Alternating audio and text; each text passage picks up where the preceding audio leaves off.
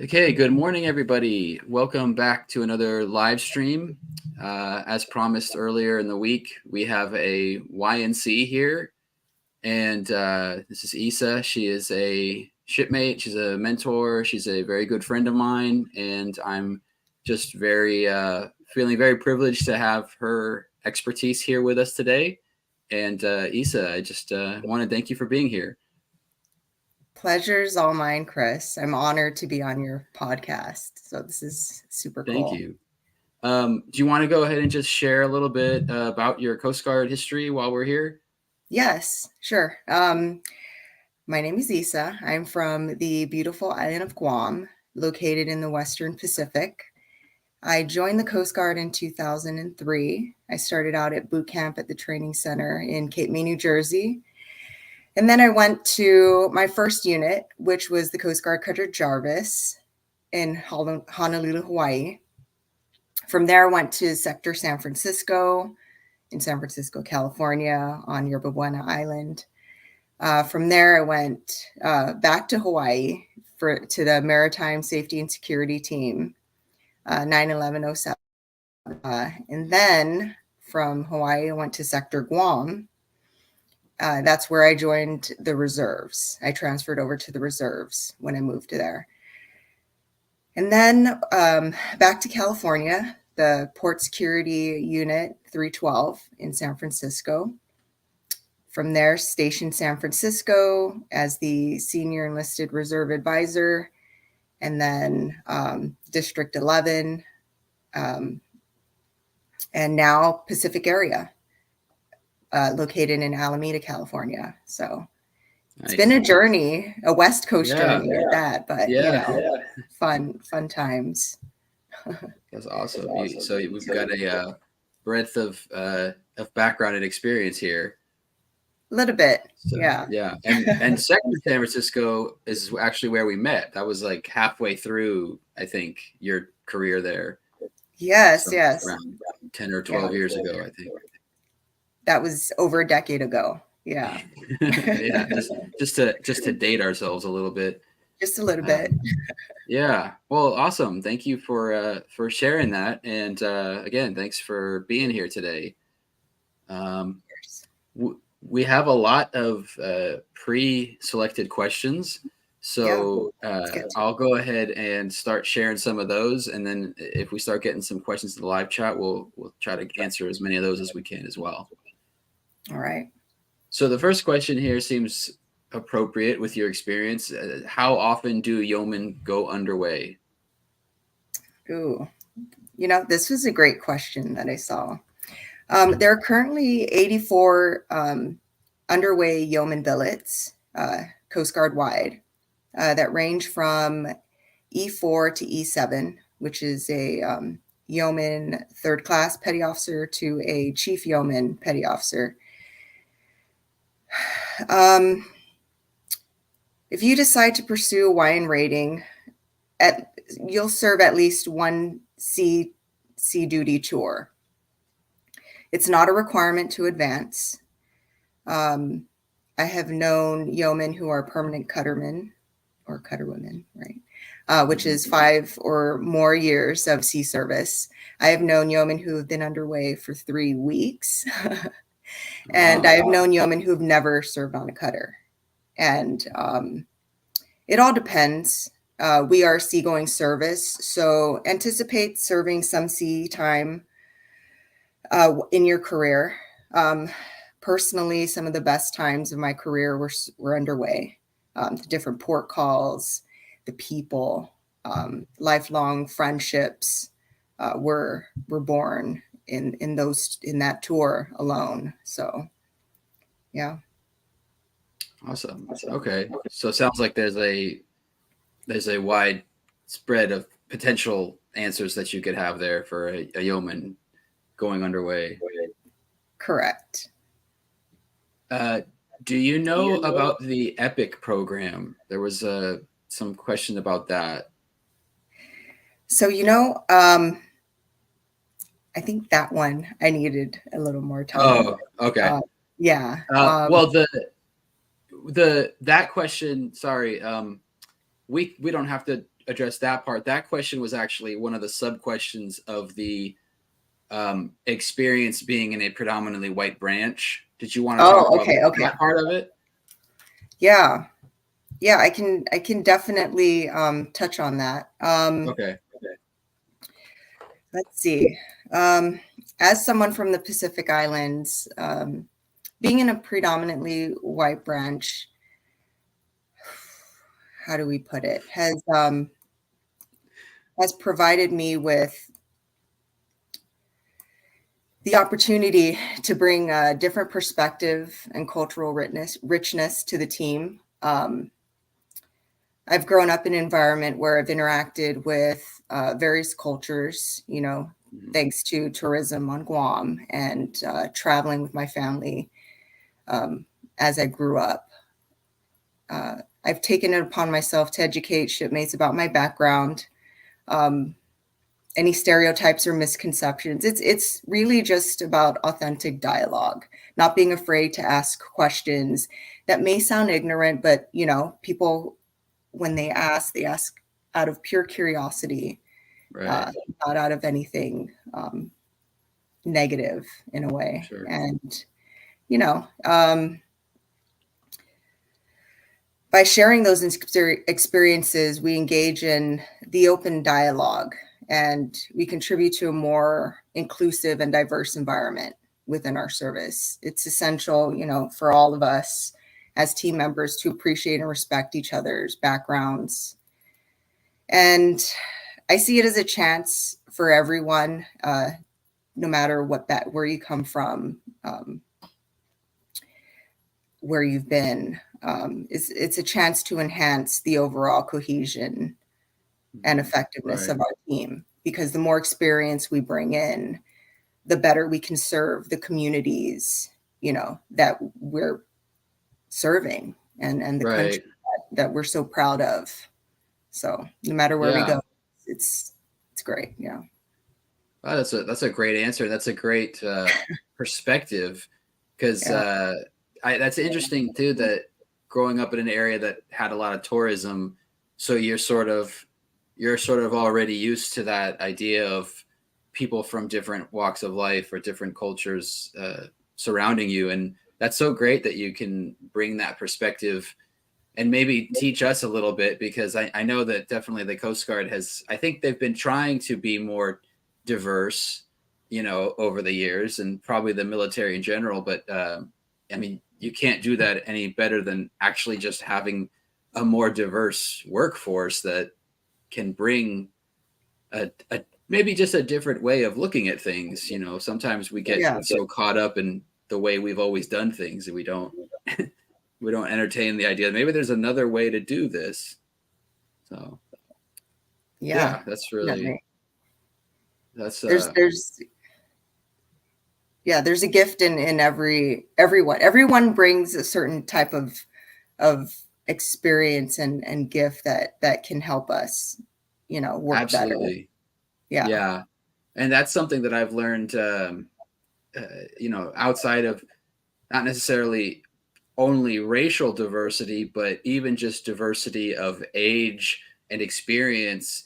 And I've learned that, you know, even an E2 that has just arrived still brings a whole plethora of strengths that, and that might be just because the fact that they just went through college, or you know, they know everything's fresh in their mind, or they've joined the Coast Guard after changing careers, so they have a whole different background. So they might be a 35-year-old E2 or E3 that has, you know, 15 years of some kind of industrial experience. So everybody brings something of value, and I think as leaders, it's our job to kind of notice that and nurture it, not to try to like, oh no, that's not how we do things here.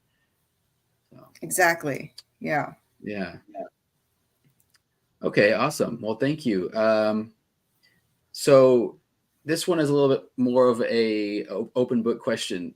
This one is, they say, I am 35. I've been interested in joining the Coast Guard for several months, but I didn't pass the ASVAB, so I got discouraged, but I can't get the urge to join out of my heart. I'm pretty sure it's a move I want to make, but I'm fearful about the uncertainty of it. Do you have any advice for me? I could really use it. It's not a yes or no question, unfortunately. Yeah. No, this is one of those soul questions, right? Yes. Yes. I mean, while facing initial setbacks, such as not passing the ASVAB, can be discouraging. It's crucial to view these challenges as opportunities for growth. Personally, I'm not a test taker, but over time, I'm aware of it, and I find ways. Okay, how can I be a better test taker? Talk to people who are good at taking tests, right? And then try to get some perspective from them. Ooh.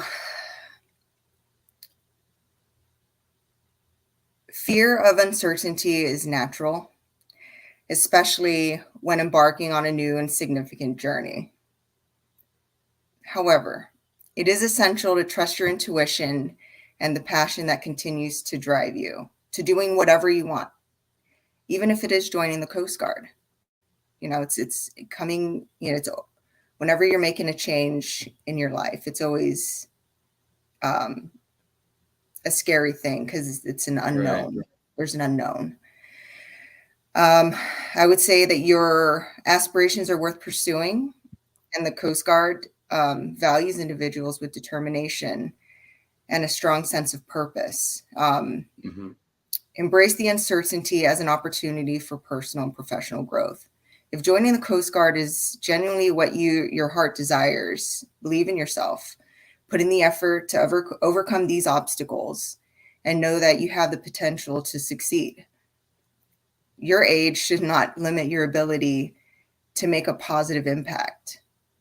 And by following this intuition, you may discover a fulfilling and rewarding path, no matter what you choose to do.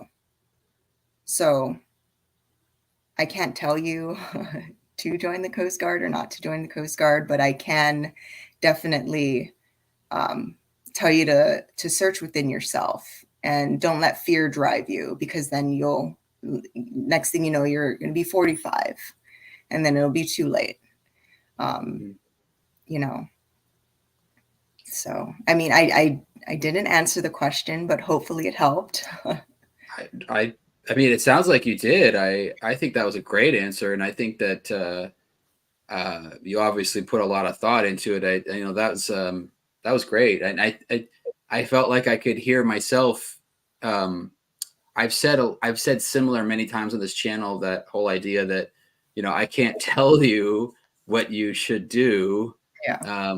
That's really not my place, but I definitely agree with that. You do have to do a lot of soul searching and a lot of introspection. And I don't think that there's anything more that, you or I could have given this person than what you just said. I mean, it's an honorable,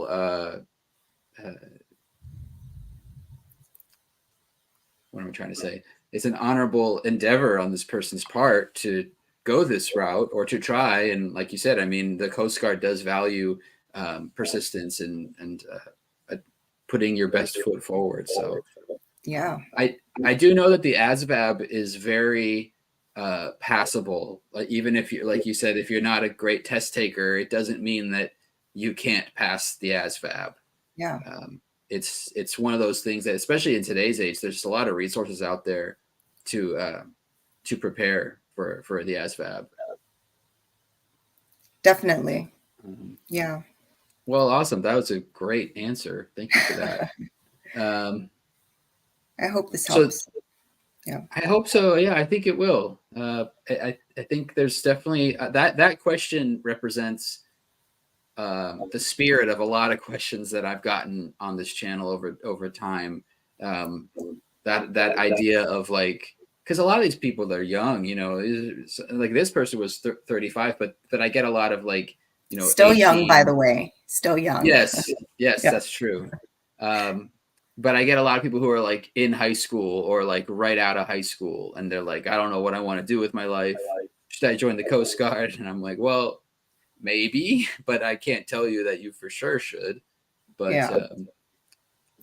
So a topic that we touched on a little bit last week in my live stream was the difference between the two GI Bills, the Montgomery GI Bill for selective reserve and active duty, and I didn't have as much information as I wished I had had on it, and Yeah, so I wanted to see if you wanted to touch on that a little bit.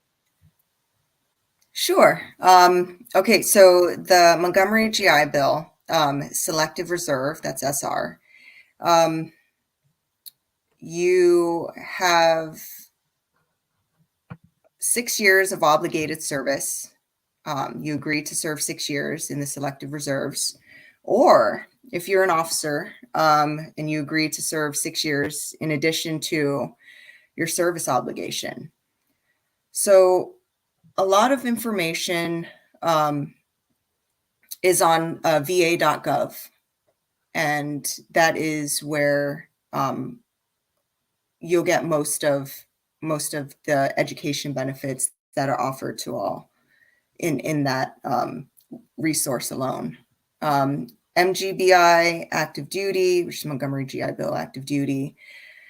If you've served at least 2 years on active duty, and there are 4 different categories, I believe, of eligibility. So check out va.gov, because we could probably be on this forever just talking about that alone. But to see more details on where someone would fall under all these different categories for that. So that's the difference. Is one, you're a reservist obligating 6 years or more, right? And the other one is your active duty, and there are different categories that you can fall under. But I think the least is at least serving 2 years on active duty, I believe. I don't remember which category that is specifically, but Right. Yeah, sorry. I thank you for that. I was checking to make sure that everything was up and running with the live stream. So if I look like I was kind of off in space for a moment there, no, it's okay. I was doing that, but I did get your answer there. So thank you for that. So for the last question that we did on the Yeah. person, half the battle, sorry to go back to that because this is like ringing in my head. Half the battle is deciding. Once you decide, you're already halfway there. The rest is procedural. You're just going through it. But the hardest part is saying, yes, I'm going to do this. And once you decide that, everything in your universe will just gravitate toward that desire, kind of like the law of attraction, right? That's a real thing, by the way. Yeah. That makes sense. Yeah, that's true. Because that is like the decision to join is such a huge part of the journey. Yeah. Yeah, that's true. I never thought of it that way, but that's a good point. Yeah. Because so much of your decision to join or not is well, I mean, obviously some of it is dependent on your personal ambitions, but then for some people, the administrative part of it does deter people, and maybe that tells you that, well, maybe this isn't right for you, or maybe some people don't make it through boot camp, and it's not a bad thing. It's just the military life is just not for everybody, and that's the thing that I really try to stress. That's what I liked about your answer so much, because the thing that I try to stress a lot is my purpose here with this channel is really not to like sell the Coast Guard to people. I'm not trying to say like, oh, everybody should join the Coast Guard, like it's amazing. And I that's not who I am, and I would never want to like have somebody join the Coast Guard based on my word and then hate it. So I think like what you said is the best kind of answers that we could give is people know themselves better than anybody else, and all I can do is try to provide that information. Like, knowledge is power, to give you the empowerment to make the best decision. So yeah, definitely. I love that. That's awesome that you have this channel for people to get some, raw information. Yeah, thank you. It's at the funny. same time. Yeah. I'm sorry, what? At the same time, we just don't want anyone. We are, a life-saving service. We want, Right. we want people who want to be there. We want people who are subservient to others, Right. and will also take care of themselves too, right? And their Mhm. families. But Yeah. yeah. That's a good point. That was actually something that OS1 Harris, who was the recruiter we had on last week, he brought up that this is still a job interview. Like from his point of view, he's the employer and he's vetting people. The way he worded it was like, we're not just trying to take anybody with a pulse. So Yeah. like people, because he was sort of talking about how sometimes people will blow him off or not really present themselves professionally when they meet with him. And I mean, we're still vetting people. We still have standards.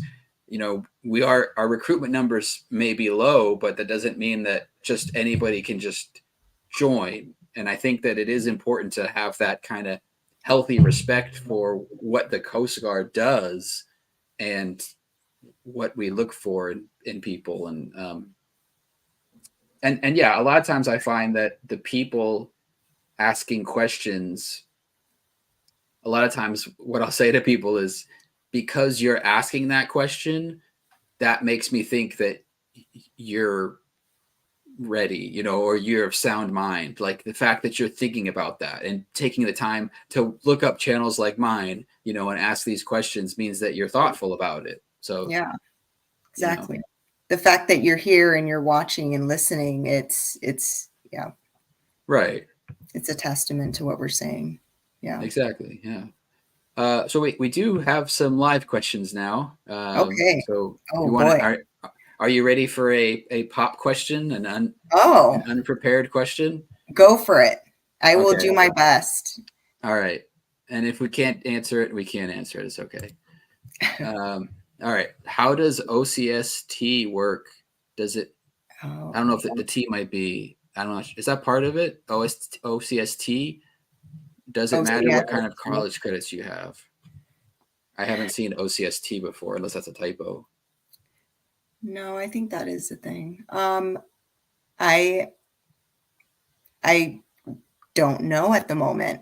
I'm sorry, Nicholas. I can't answer that right this moment. I would have to look that one up. They have a follow-up question as well, which I think that's going to, how do you get in contact with the ESO? That's kind of, Okay, so is that a current Coast Guard member? Maybe. well, the answer to that will kind of be dependent on the unit, right? I mean, It would, yes. the Assuming that this person is a Coastie already. no, not currently a Coastie. Not currently a Coastie. Okay. Recruiting command, definitely. Your nearest Coast Guard recruiting office will have all those answers. They process officer candidates all the time. So Right. I will punt that over to the recruiting command. That's usually my default is talk to a recruiter. That's kind of my when in doubt answer. Yeah, definitely. That's their wheelhouse. I did want to circle back to this one really quick. I won't say that I know authoritatively the answer to this question, but when it comes to college credits, for OCS, like for putting in a package to go to OCS or Rocky, I've never understood it to be like you had to have a certain degree or certain courses. It was more that you have a degree and that you have the endorsement of your command. So I don't my gut tells me that it doesn't matter like specifically what, except for the fact that it would have to be an accredited school if that's what they're referring to. But does that make sense what I'm saying to you, Isa? It does. I get what you're trying to say, but I mean, without reading on it, I wouldn't be comfortable in giving an answer. Yeah, yeah. I haven't heard OCS-T before. I'm gonna write that one down. Actually, I'll put it in my notes over here.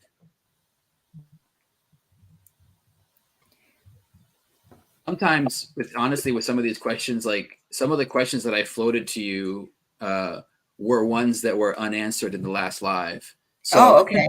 so I try to like, it's just that classic like chief answer, right? Where it's like, I don't know, but I'll get back to you. I Yeah, yeah.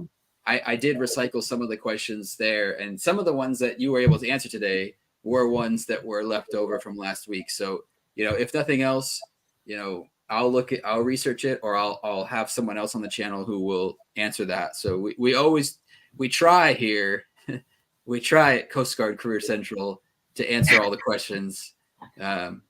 It's getting difficult to answer all of them, but I'm trying. I try to answer as many as I can. So. But I do appreciate the questions like that, because then I get a chance to learn too. Yeah, definitely. So, And then, it's that you're never going to find one person that can answer all these questions unless they have served in all these different positions, right? right. As far as like recruiting command or I think company commander, right? And all the other special Right. regiments, all the different ratings. So I Mhm. guess just having more guests on, Chris. Exactly. Yeah. And that's kind of where this has sort of evolved into, because I started getting more questions on like YNs or Yeah. BMs or ETs. And I'm like, I don't really.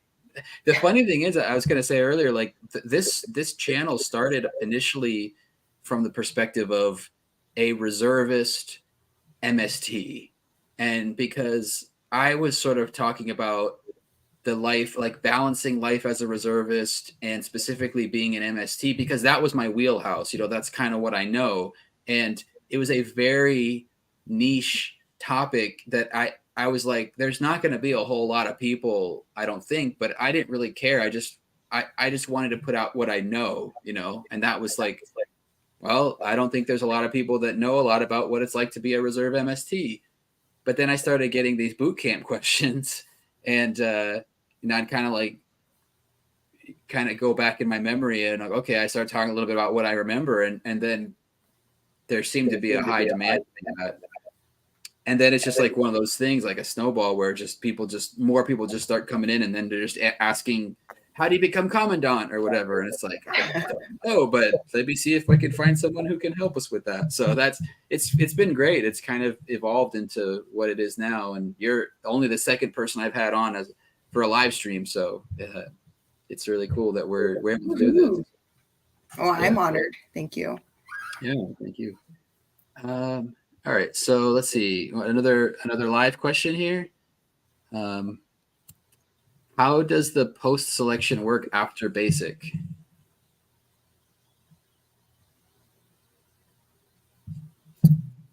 Post selection. Oh, as far as assignments?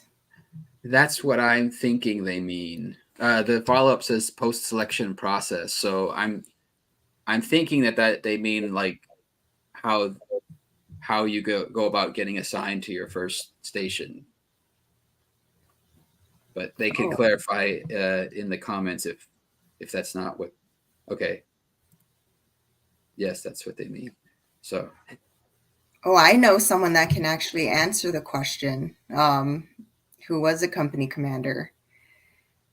Who? I wouldn't be able to say how they do it. All I know is that when you come close to the end of your boot camp, you will have a dream sheet to fill out. Right. And it's all the open assignments. And then you get to put in a list with which one you would like first and to your most desired and least, right? And then from there is where you get selected. I believe an assignment officer is the one that actually assigns it. How they do that, and we can probably get an assignment officer online or something. Right. But yeah, that's all I have. That's what I that's all I would have had as well. I mean, I think for the purposes of the question, I think that was a good answer. I think from their perspective, they were asking like what they could expect to approach or to be confronted with, if that makes sense. But if they are asking for the methodology of the assignment officer, you said, then I will just have to find an assignment officer that can get on Yeah, here. yeah. Maybe I'm thinking too hard about this. They give you a list of what's open, and from there you get the unit's name and the location, and then Right. pick me. So I chose Honolulu, Hawaii. I chose the location, and it said Coast Guard Cutter Jarvis. It wasn't until I reported on at the pier that I looked up and I was like, "What on earth is that? That is a big boat." Yeah. No idea Coast Guard had those big ships, and Right. you know, yeah. So just, do your homework, look up the different units of the Coast Guard and the locations, and yeah. That's a good advice. Yeah, that kind of before you even go to boot camp, having an idea of like what locations you like. That's great advice. Yeah. And then look at the missions that we do. For such a Right. small force, we have so many, you know.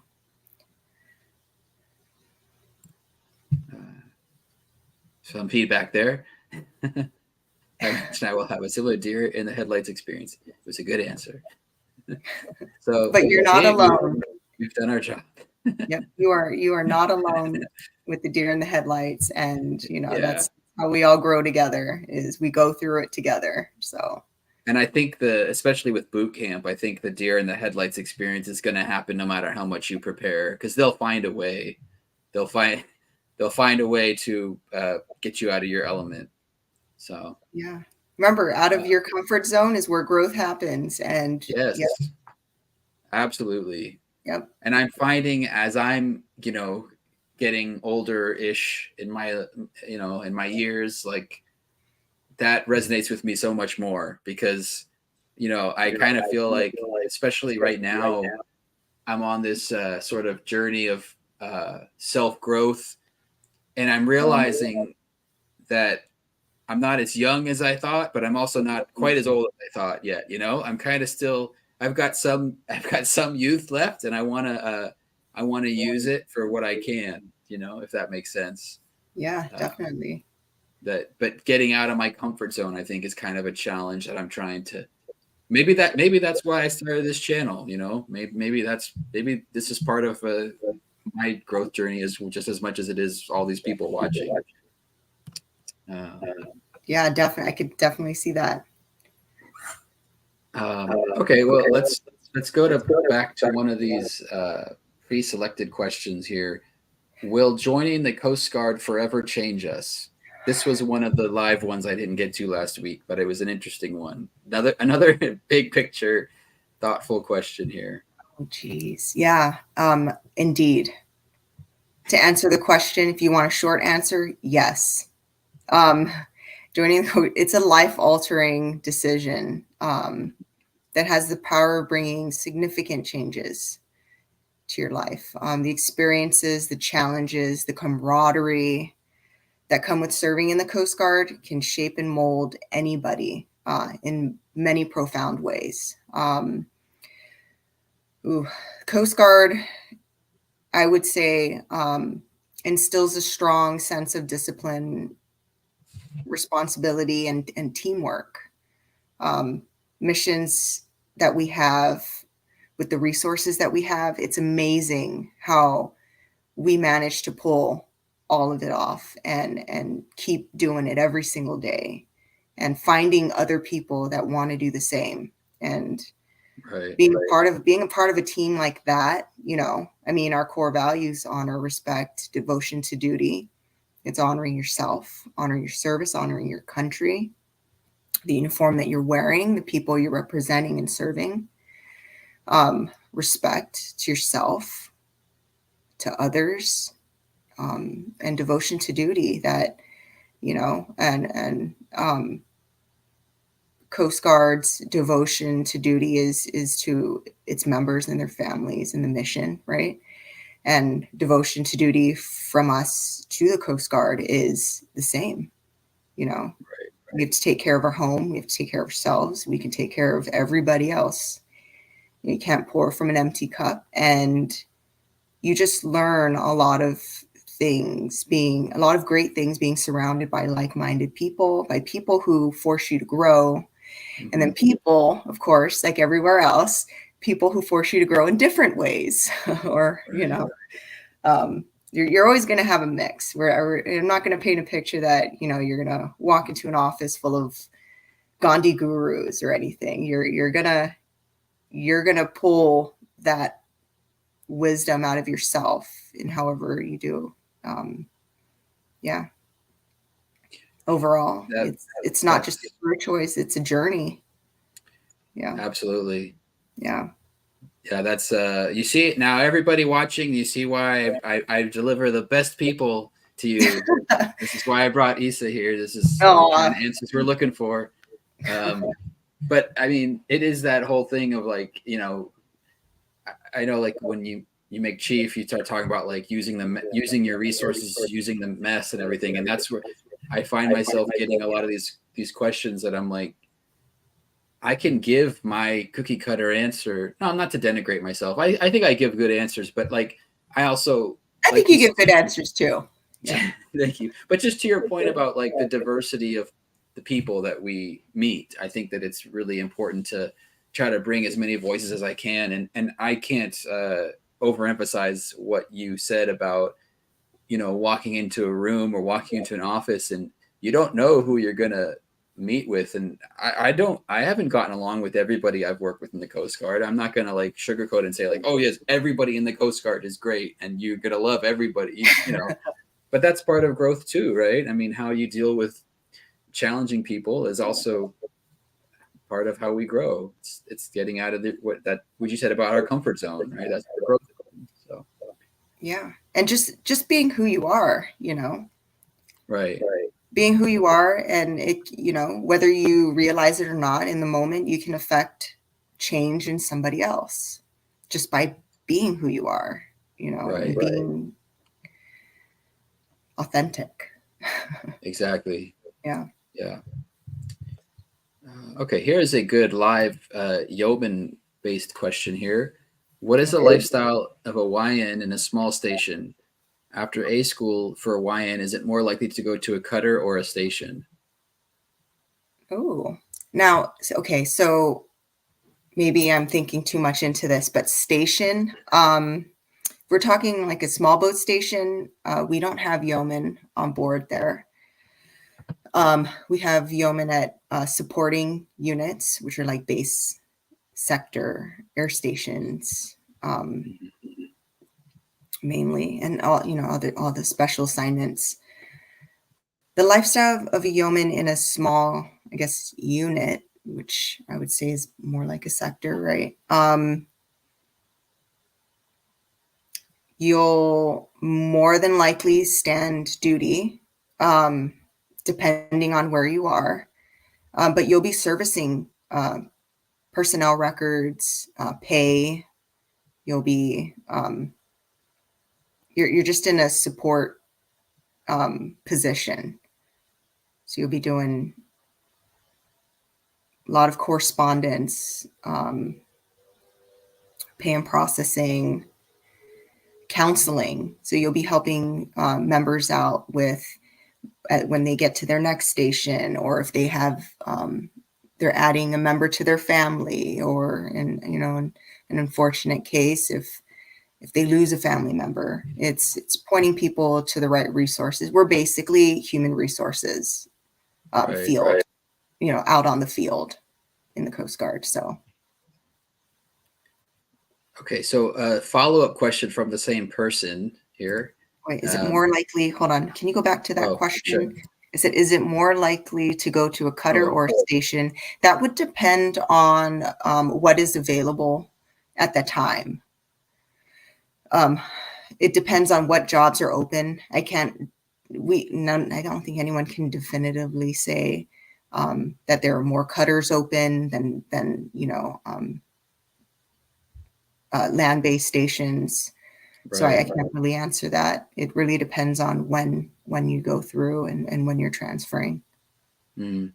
Like you'd kind of have to do the math at the time, right? Because you said earlier, you mentioned there's what, 82 billets right now on 84 cutters. underway billets. Oh, 84, right. Yeah.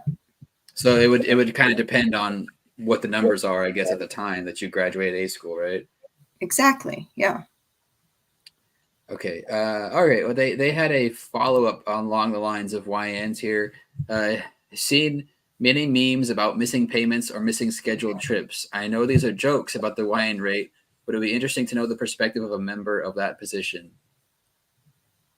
Missing payments or missing scheduled trips. Okay, missing payments. I would have to say each case is different. Without kind of knowing a particular person's personal experience with missing payments or missed trips, I'm assuming it's like a travel voucher or maybe their trip got canceled. I'm not quite sure. There's no perfect process in place.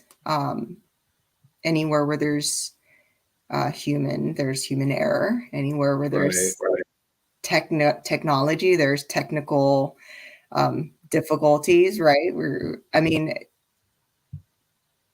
We all poke fun at each other, and that's part of it. Is we're in charge of. We're actually very much so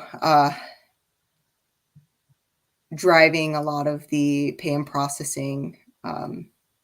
But yeah, what I have to say about it is they're just poking fun, and you kind of just roll with it, and everyone no one shows up to have a shitty day.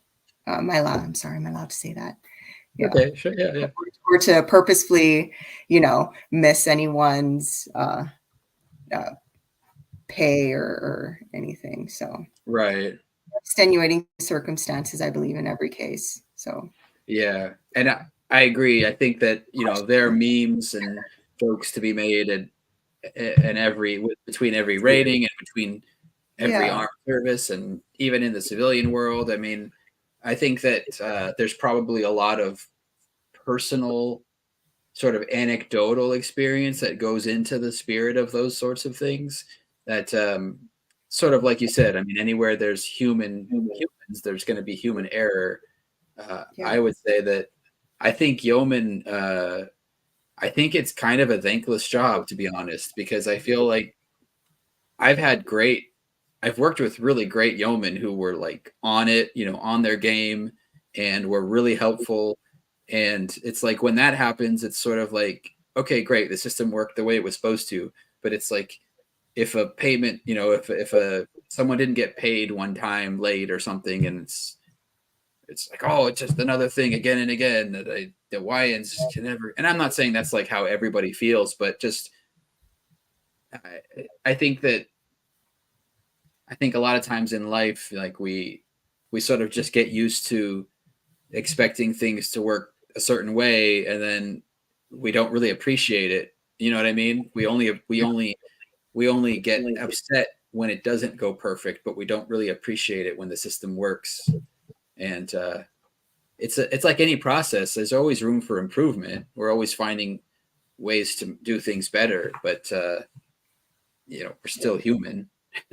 So, exactly, yeah, and that's one thing that I appreciate with the Coast Guard is always trying to come up with ways to make things better, and someone has to take the brunt of everything, and I think for yeomen, you're right, it is a very thankless job, but it's also rewarding. I mean, essentially, we're behind the scenes with everything.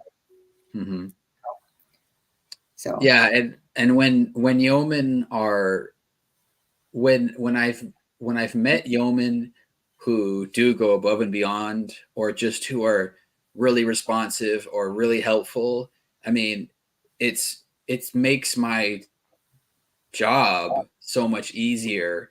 Like, I think as I've kind of moved up a little bit, I notice it more. Like, I administratively, you know, like, because as we start to move up, we get more involved in writing awards for people, or like I was helping somebody with a retirement. Like, I was helping to make sure somebody got all the things they needed for retirement. And he was a YN3, you know, and he was always there. Like, he was always on it with providing a certificate that I needed, or whatever we needed for this person's retirement to go well, you know, he was there. And so it's out there is what I'm saying. I guess there's good people in the Coast Guard. Like you said earlier, we don't just let anybody in. Like, it's good people. So we just have to, I think, fostering relationships, fostering a good rapport with people is a huge part of that. You know, you just don't walk into somebody's office and like, hey, I need a travel claim, do it, and then leave. Like, you talk to people, you develop a relationship with people, you know, treat people like humans, and you know, maybe they'll be nice to you. Yeah, and exactly. So I do want to say something that kind of I hope it puts everything into perspective. So the yeoman rating is very special, and I mean special and unique in a sense where in the Navy, right, there are pay and processing personnel, right? There's legal men, Right. transportation specialists, housing, you know, whatever their rate is. They have all these different specific ratings for these jobs. So the Coast Guard yeoman rating encompasses everything. We do all of that. We do transportation, we do housing, we're legal. There's some paralegals, right?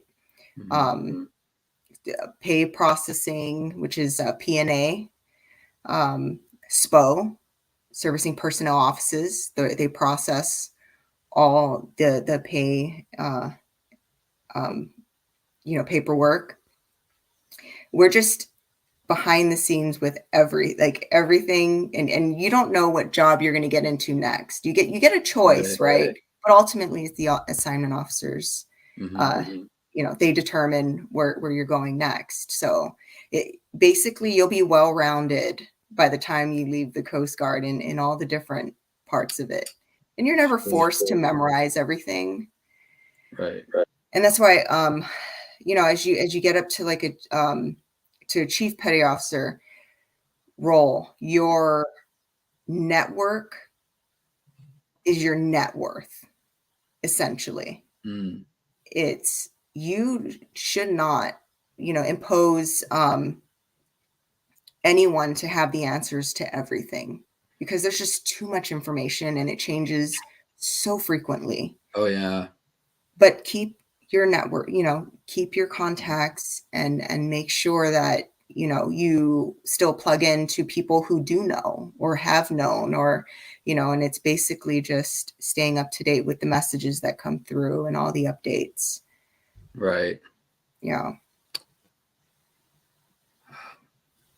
Yeah, I've just I'm loving your answers. I really appreciate it. It's such an important, you know, I mean, like you said earlier, just having perspectives from the different ratings is huge. So I know that the viewers here appreciate it. And I was going to say, to your point about YNs doing everything, it gets confusing sometimes, even from the other side's perspective, because it's like, you know, if I ask a YN, you know, can you help me with put my ADT request? Oh, that's we're the that's for the SPO or whatever. Like, we're riffers, we don't do that here or whatever. It's like there's so many subcategories of things that YNs do, that if one YN was expected to like be involved in the administrative function of all the things Coast Guard, like, that person would never have a moment of free time. I mean, there's so much to do, and like you said, I mean, processes changed, information changes, which is why I think leaning on your network, like you said, is is critical. Yeah. Okay, here is another good pre-selected question. If I'm an older recruit, is it better to start off the enlistment process now and get in shape for boot camp, or to get in shape first before I start the process? Ooh. I mean, getting in shape now is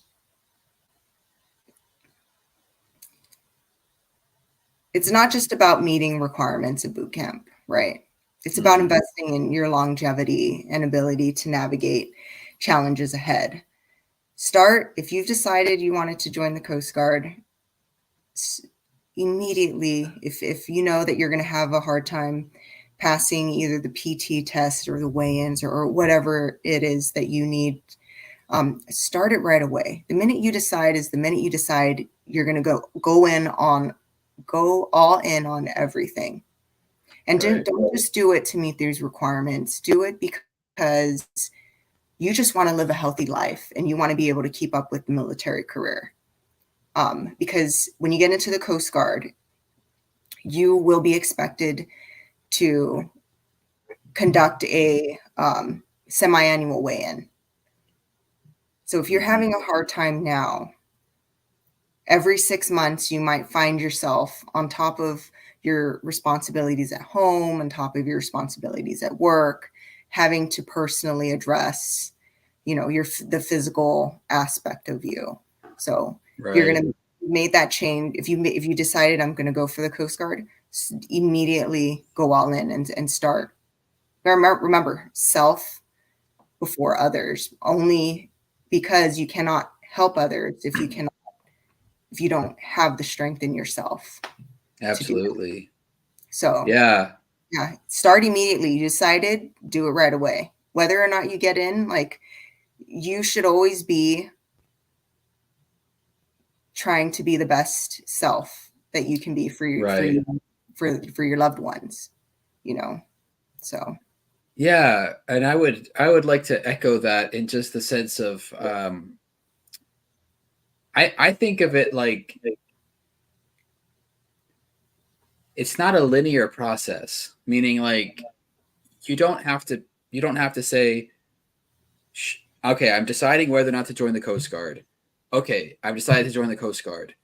Now I'm going to decide to get in shape. Okay, I got in shape. Now I'm going to decide to talk to a recruiter and do my physical, right? Like it's not a linear process. There's lots of things happening. It's like a machine, like a well-oiled machine. So, and I'm not even just talking about the process of joining the Coast Guard, even just life. Like I want to get in shape, right? I have a goal that I want to gain 10 pounds of muscle and I want to be able to bench press 20 more pounds or whatever, right? Like, but outside of that, it's just, I just want to be healthier. I just want to I want to live a healthy life. So just to your point about like, you're going to have weigh-ins, you're going to have physical fitness standards throughout your career. So just do it. Even if you decide not to join the Coast Guard, still just try to get in better shape. Just, you know what I mean? Like, so I just like that thinking of like, just do it because you want to do it, because it's what you think is right. The Coast Guard's going to change their standards anyway. Not that you're not going to have to be in good shape, but I just mean like the Coast Guard will change specifics, right? Like minutia of certain things. They always do. So don't make life decisions based on like what the requirements are. Do it because that's what you think is right. Yeah. I don't know if that makes sense what I'm saying. It does. It does. Always yeah. look long term, right? Yeah, exactly. Yeah. Yeah. Okay. Let's see here. So this is an interesting, I don't know how much we can answer this question, but it's an interesting one. So I'm gonna put it up there. All right. What role would the Coast Guard play in a modern conflict with Iran or with a peer power?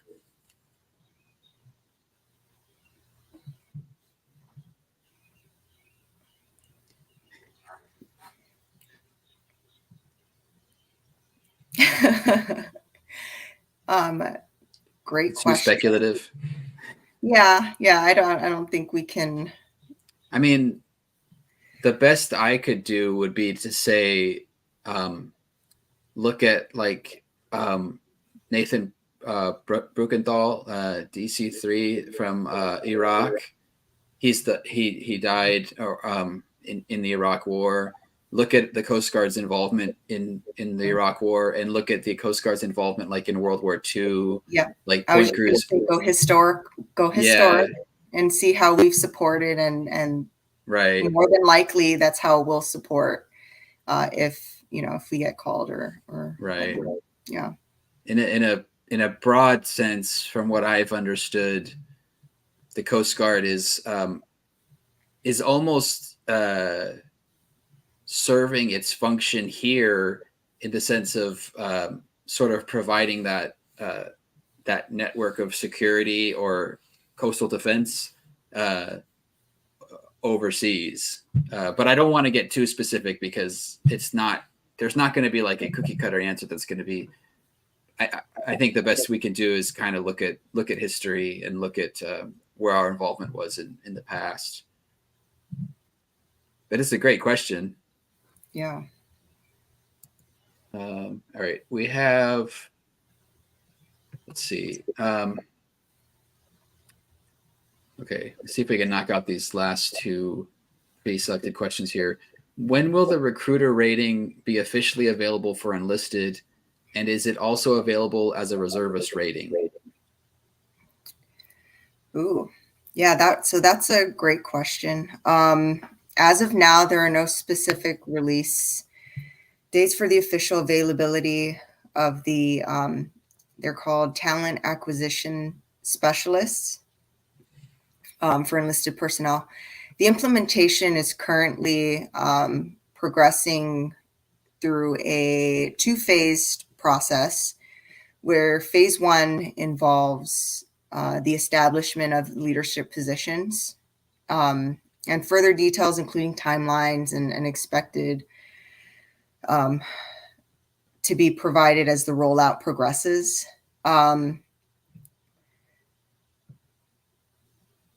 At this time, there's no current information available saying whether the TA rating will be also available for reservists. I guess we're standing by right now for subsequent updates on it. But right now we're just rolling out, the leadership and I think it's pretty cool that we have that as an actual rating. Yeah. Yeah. I just found out about that myself last week when we had OS1 Harris on here. That was the first I'd heard of it. Yeah. So Jennifer had a really great follow-up comment to that question. The Coast Guard is a tight nucleus and the Navy forms around in a time of conflict. And Jennifer is a former Coastie. She's she served for quite some time. I remember her saying so. Awesome. Good background knowledge there. So just figured I'd throw that in there as a sort of follow up to that question. Yes, thank you, Jennifer. Let's see. Okay. Thinking about going ME or BM, should I go in as a non-rate and decide from there, or just go boot to A school?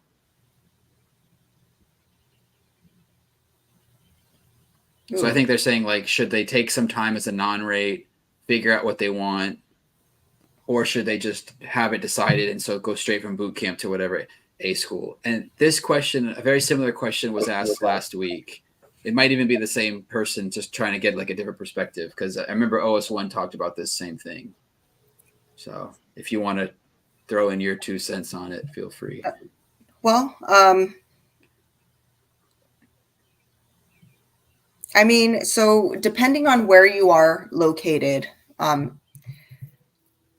know some recruiting offices have potential recruits visit stations nearby or bases nearby with the specialty and talk to each rating and kind of describe what they do. Also looking at gocoastguard.com, right? And looking at the different ratings and what they do. I know that, so if you go in as a non-rate, you open yourself up to all the different things. When I first came in, I wanted to be an HS, actually AST, and then HS. And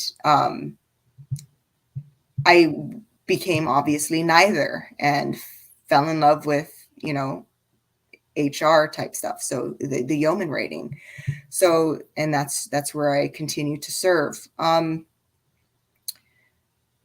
If you don't know, the best thing to do is submerge yourself into the unknown and figure it out from there. Just know that before you decide that, ask what are the A school waiting times, because some are longer than the others and are, you just, if you are going in and you don't know what you're going to do, it's great. You're open. It's your whole career is flexible at that point. The moment you decide, make sure you know what you're getting into, what the anticipated wait times are, and if the mission is that what you want to do. And also keep in mind that once you go to an A school and you meet that obligated service rating time, right? You can also lateral over to a different rating. Let's say you go ME and you figure out halfway in your career, like, oh, I don't want to do this anymore. I want to be a yeoman or an SK or you can definitely, switch over to different rating. But yeah, I would definitely, my recommendation would be talk to people in that rating, do a little more research, and then go from there. Right. Yeah, I think for me, I think my perspective, especially earlier on in my career when I was young, was that the military is very like, once you go down this path, like that's where you're going. You choose the Coast Guard, you're staying in the Coast Guard. You choose MST, you're staying in MST. And you sort of realize over time that the world is a little more fluid than we may think. There's usually other ways to do things. And I'm not saying that's what this person thinks. I don't know if that's what this person thinks, but I know that that's an insecurity that I've had in the past. And I've kind of realized as I've grown that we can change our path. It's okay. It's okay to, like, I'm literally in the process of changing my career, like outside the Coast Guard right now. And it's okay. Like, you can do it. It's never too late. So it's a good reminder, like maybe you'll start as an BM and maybe you'll go to ME later, Yeah. Okay. Exactly. So here's the last pre-selected question here. After graduating college, what's the best way to get involved in the Coast Guard? I'm graduating this spring with a bachelor's with environmental science oceanography degree. Oh. Definitely sounds MST to me. So first of all, congratulations on your upcoming graduation. And with environmental science degree, you have a valuable skill set that contribute to the Coast Guard. And Chris, I was just going to say, you're a marine science technician. So, I mean, there's also officer candidate school, direct commissioned officer programs. There's so much that you open yourself to. I mean, this is the service to have those type of specific specialties, that, emergency management type stuff too. Absolutely. So you can definitely, there you go. I think that's more so your question than mine. Yeah, I some of this I just like pawning off to you because I want to get a different perspective, but definitely, yeah, I agree. Yeah.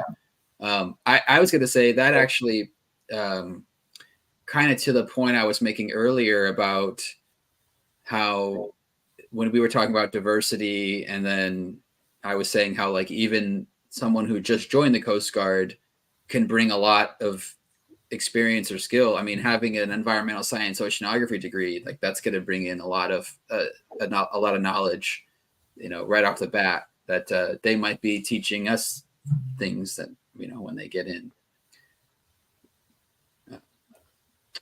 Jennifer said, do the ice patrol.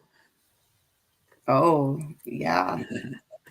That's something I wanted to do for sure. Yeah. Really? Yeah, I did. I did want to be on board one of the polars at one point. Okay, so let's see. We have 1, 2. So do we have time for 3 more questions, you think? Sure, let's do it. Does that work? Okay. Yeah. We'll knock out these 3 that are here. Okay. And if you leave a question after that doesn't get answered, please know that I write down all the questions that the live chat will replay, and I write down the questions and I recycle them, and the next person, or maybe me, someone will answer it eventually, or we will try to find an answer. So, all right. So let's see here. It's a good question here. Do you get an adjudicated, cleared security clearance before you ship for basic? Are security clearances required for all rates in the Coast Guard?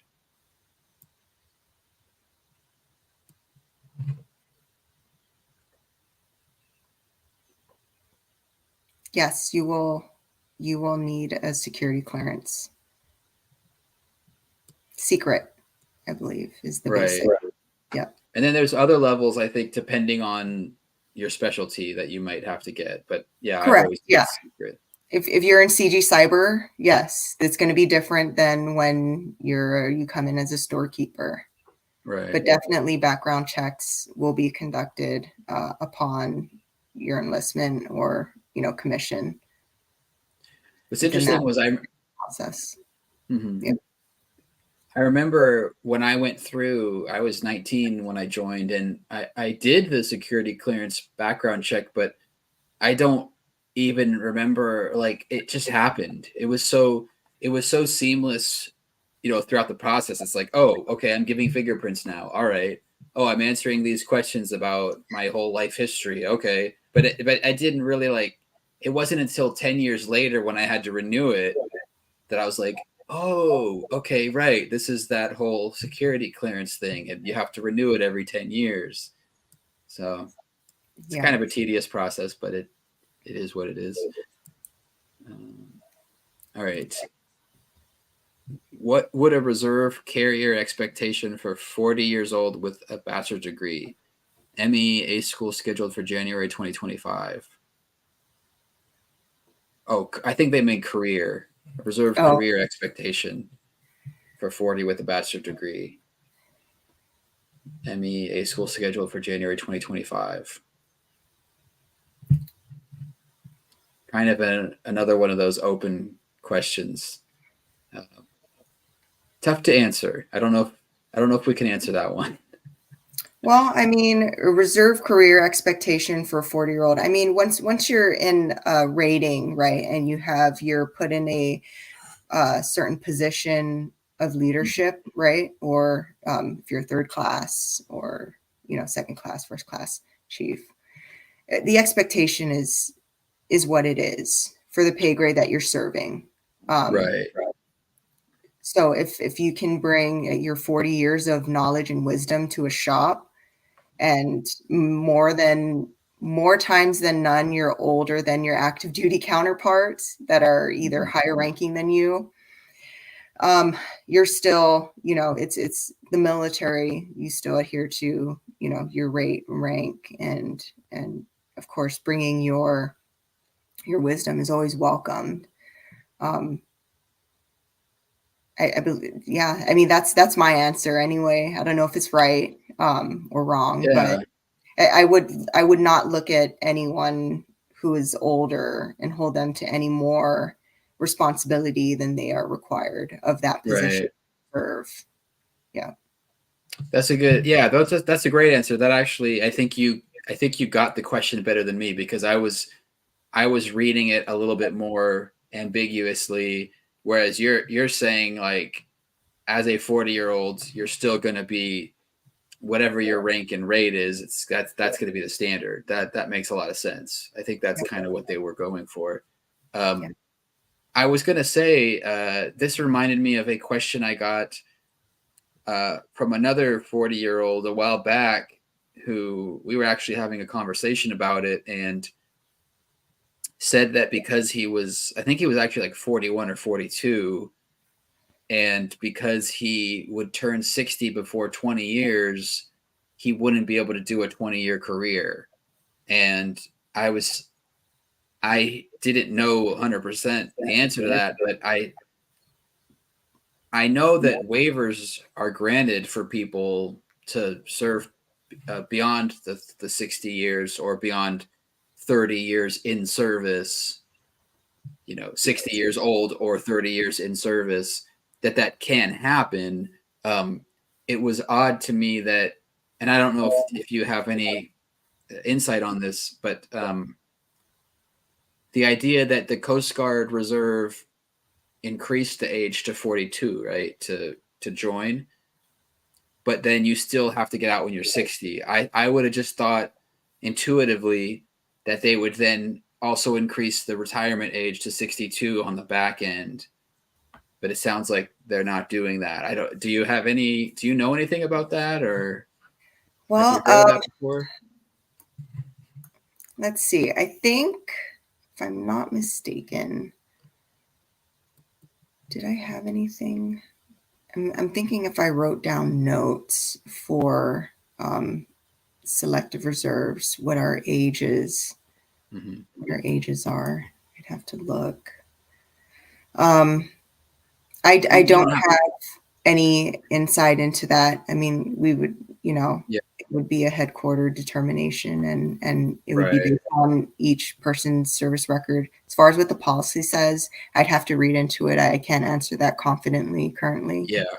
So definitely one of those follow-up questions at a later time. Yeah. And I just thought of it because it was, we're talking about if you join at 40, it made me think of that. But it's not like a current question. But okay, so this is a good last question. This seems very fitting for a yeoman question here. Go for it. What is a travel claim and sea duty candidacy? I have an idea, but there are terms that appear frequently when I read about this job. Oh, a travel claim. Well, we call them travel vouchers now. And basically, after you've completed official government travel, you will have to submit a travel voucher with the travel receipts to consolidate or what does procurement say?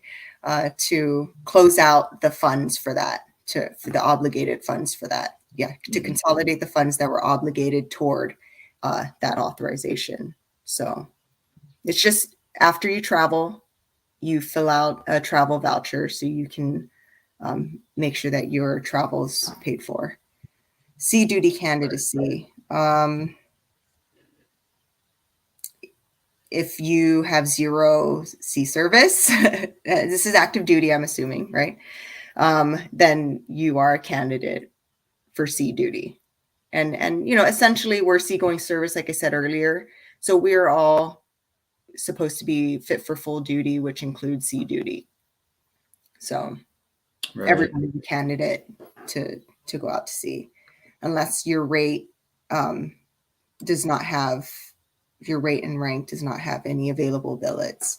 So, like I said, for, let's say, yeoman, for example, we have E4 to E7. If you're an E8 or E9, you're obviously not going to have a position available for sea duty. So at that point, you can, you're more than confident that you won't be out to sea at that point in your career. Okay. All right. Well, thank you for that. I wanted to throw this comment up there. When we were talking about living a healthy lifestyle, Will said he was doing push-ups right then. So Yes. Give them some Take props care there of for your that. knees, Will. Take care of your knees. Strengthen Yes. your legs. Right. Yeah. Yep. Yep. All right. Well, with that, Isa, I wanted to say again, thank you for being here, and maybe we can do this again sometime. My pleasure, Chris. Definitely. Yeah. Thank you for all these, all your wonderful answers and all the experience that you bring. It's just amazing. I really feel privileged to have that breadth of experience and knowledge on my channel today. Oh, thank you. Thank you. All right, everybody. Thank you for being here. Take care and bye. All right. Bye.